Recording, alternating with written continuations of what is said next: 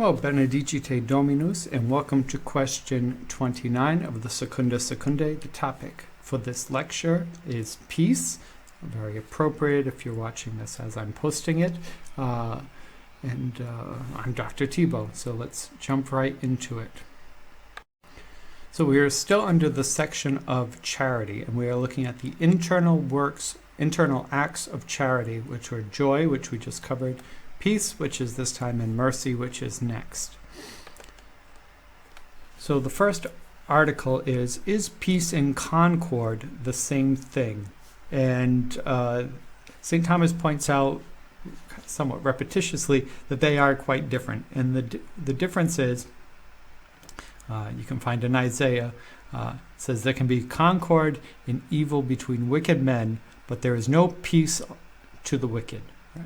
So concord, you can see even from the start, is this idea of harmony, right? There's a harmony between individuals. This is dealing with concord. He says peace includes concord, right? Peace includes harmony, right? And adds something there too. Hence, wherever peace is, there is concord, but there is not peace wherever there is concord. So wherever there is peace, we'll find harmony between people. But just because there's harmony between people does not mean there is peace. And I think the examples he gives helps with this one. You know, if you think of a couple of criminals, right?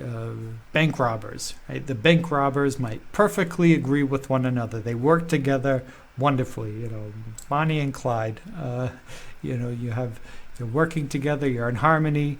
Well, are you in peace?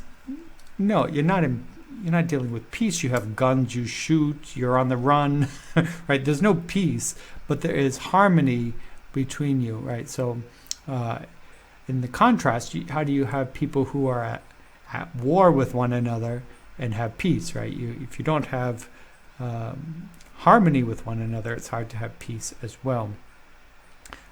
St. Thomas kind of defines concord here in his answer. He says, concord, properly speaking, is between one man and another, insofar as the wills of various hearts agree together on consenting to the same thing. So this is dealing with the appetites, right? This is dealing with the appetites. So, you know, that they can agree on the same thing is a sign of concord. That their wills align is a sign of concord, right? Their hearts and minds align towards a common belief, right, or a goal. Now, this could be a wrong belief or goal, right? It doesn't mean it's necessarily virtuous just because there's concord. Next, while peace denotes a union of the appetites even in one man, right? So concord is between two people, two or more people. Peace, St. Thomas is raising, is also between multiple people, but also peace within yourself. Now this is getting a bit more profound, right? A bit more spiritual, right? It's been said, you know, Fulton Sheen said it. I'm not sure who he took it from, since he usually takes it from someone. Man's problems boils down to not being able to sit alone in a room and be at peace, right? This is all the problems of the world boil down to man's inability to sit down in a chair in a room by himself and experience peace, right? Because why do we have war? Why do we have these things? Because man is insecure, right? He needs to conquer, he needs to dominate, he needs to get, because of honor, because of wealth, because of pleasure, right? Because of power, because of these idols, right? These are the things that get us in the way of being at peace, right? Because of the desires for these other things, both in the world and within his own soul, right? So this is a deeper peace, right? It's not just getting along with your neighbor, it's getting along with yourself, right? This is peace. We'll unfold this more. Now, can you have desire? Does everyone desire peace, right? Does everyone desire peace? And St. Thomas says, yes, everyone desires peace. even if we were to consider the bank robbers, right? Do the bank robbers desire peace? Well, in some ways they do, right? And St. Thomas uses Augustine's idea of the tranquility of order. He says, anyone who desires does so with tranquility and without hindrance. They desire to accomplish what they're set out for with the hopes of tranquility and without hindrance, right? Even the bank robber wants this, right? The bank robber wants to walk into basically an empty bank with one teller, no security guard, for them to stroll on up and say, give me all your money, for them to hand over all the money in a bag, and for you to peacefully walk out of the bank and into a car, and you drive away, and there's no police and no one's chasing you, and you never get caught, and there's no trial, you don't go to jail, and you get to spend all your money in comfort and ease for the rest of your life, right? Even the bank robber wants that. Even the bank robber wants tranquility, right? They don't want a hindrance. They want it to be, in terms of that unity, right? There's a unity of calmness, right? They get the money and nothing else. There's no tension. There's no ambiguities. There's no looking over your shoulder, right? Even they want everyone to be on the same page. Just give me this money and everything will be fine, right? Putin's attack of Ukraine, again, even him, does he desire peace in terms of tranquility and without hindrance? Yes, he wanted to walk into Ukraine. Everybody dropped down their weapons. People, some of the pro-Russian people coming out to the streets, clapping and cheering and holding flags, waving him on, bringing food to the soldiers, and for Zelensky, the president of Ukraine, to flee and disappear, and he just becomes the president, and no fire shot, no bombs detonated, and he is declared the Prince of Peace. Right? This would be his goal, right? He doesn't really want this long, drawn-out war, which leads to refugees and bombings and death, right? This is not, if you had a choice between one way or the other way, you would want the way of tranquility, right? Everyone desires peace. Even warlords, in some sense, desire peace. This is, I think, a great line, so I copied the whole thing. St. Thomas says, there can be no true peace except where the appetite is directed to what is truly good, though. Since every evil, though it may appear good in a way, so as to calm the appetites in some respect, has nevertheless many defects, which cause the appetite to remain restless and disturbed. This idea was brought up recently by when Bishop Robert Barron was speaking with Jordan Peterson, and Peterson said, well, he thinks that some people are evil and they do evil things and they mean to do evil. And Bishop Barron, as a Thomist, says, even people who do evil often think that they are doing good, right? They have convinced themselves that it is a good in some way. And Jordan Peterson disagreed and said, some people choose evil for evil's sake. And Bishop Barron couldn't get his head around that, thinking, no, even bad people do things for some supposed apparent good in their mind, right? And this is the trick. It's not true peace. It is not true good, right? If you are seeking a false good, right? You have a false opinion about something. You might perceive it to be good and end up doing evil in the perceived good, pursuit of the perceived good. If it is the true good, then it is true peace, right? It is the true good. And there is both perfect good and imperfect good, right? And the perfect good is only possessed in heaven, right? And all of our desires go away and we abide in God. And when we fully abide in God and possess goodness itself in its fullness, do we have absolute and true peace. On earth we have imperfect peace because we only have partially possessed good, right? So that does make some sense. Now, charity affect peace? Yes, right. We're under the section of charity, just like charity affects joy, charity affects peace. And he says it happens in two ways, right?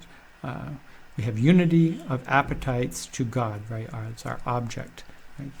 We have charity, our appetites, our desires, the things that we long for with our rational soul, our senses, everything aims at God, right? Because there's a unity of our appetites to God, there is charity and there is peace as a result. Now, we also can have a unity of appetites towards our neighbor, right? So our appetites go to serve our neighbor. We want what is good for ourselves. We want what is good for in God's eyes, and we want what is good with our neighbor. This works impartially, right? The first one's easy, right? Because when you desire God, it is purely good.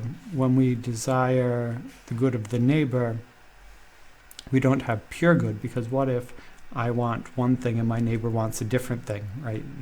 Because of the contrasting desires, there could be still deficiency in peace, right? We might not agree to the same thing, but when it's rooted in charity, they should unite, right? And St. Thomas uses a quote from Cicero, who he calls Tully, friends like and dislike the same things. That's a good idea, right? So if one person, if you long for that which is good in the eyes of God, and your friend also longs for that which is good in the eyes of God, then you both long for the same thing. Then there's unity. So your peace, right, not conflicting appetites, you have the same appetite, creates a tranquility and harmony. But it's because your desires are rooted in charity, which is in God, right? So because you are both in God, you both desire the same good things, right? The same final good. Therefore, there is tranquility and thus peace, right? This is, I think, maybe one of the most important things I have read so far in my readings, and it's something that the world needs to hear. This would be good for a Facebook post.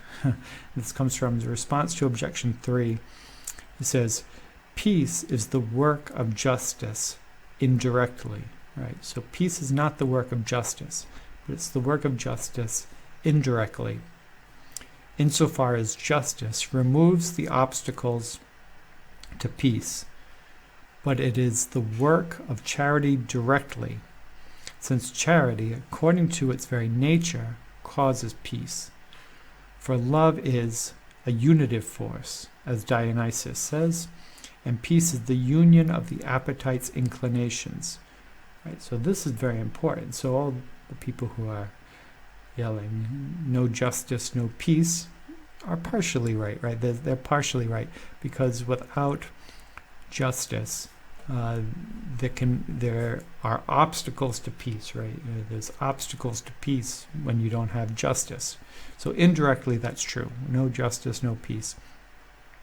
The more accurate chant would be, no charity, no peace, right? So that's the major underlying factor, right? So when it comes to Catholic social justice, the underlying principle behind Catholic social justice is not social justice, it's charity, right? That's a big distinction between the secular world. Now, why is this? Why is charity the cause of peace? Well, this is... sorry about that. I lost power for a few hours, and now I'm back, and hopefully I can pick up where I left off. I think we're here on Article 4. So the idea of why peace is not a virtue itself is the same reason as why joy isn't a virtue itself. It comes from charity. So, as St. Thomas said, Since then, charity causes peace, right? It's the cause of peace. If you have charity, then the effect of having charity is peace, precisely because love of God and love of neighbor, right? So if you have love of God and love of neighbor, the effect then is the experiencing of inner peace. There's no other virtue other than charity, right? So you don't need any other virtue after charity, since with charity you experience enjoyment of God. You are with God. You have love of God and neighbor perfectly. You experience peace, right? There's nothing else that's needed. In terms of it being an act, or it is an act. So, like Jesus says in the Beatitudes, "Blessed are the peacemakers, for they shall be called children of God." Right? Probably, if we were to take a slightly more Thomistic approach, children of God shall be peacemakers. Right? You start with God first, right? Charity being the final object. You start with the final object first. From your object, right? From your action to your final object comes its species, right? Comes its genus, what it is, right? What is this act? Since it's aimed at God, right? It's a type of charity, right? It's a theological virtue, and it's a charity, love of God. So in conclusion, peace and concord are different, right? Thieves could be in concord with one another, right? In harmony with one another. But to be in peace, you have to be in concord with one another, but directed towards God, right? Directed in truth towards charity. All people desire peace, even bad people desire peace. Charity affects peace, right? Charity creates peace. And lastly, peace is not a virtue, but it's an effect of charity. It is something which can be acted, but it is an act that is derived from charity. It's not derived from its own virtue, right? And that's all we have here. So next we move on to mercy. Have a great day, and I hope you enjoy.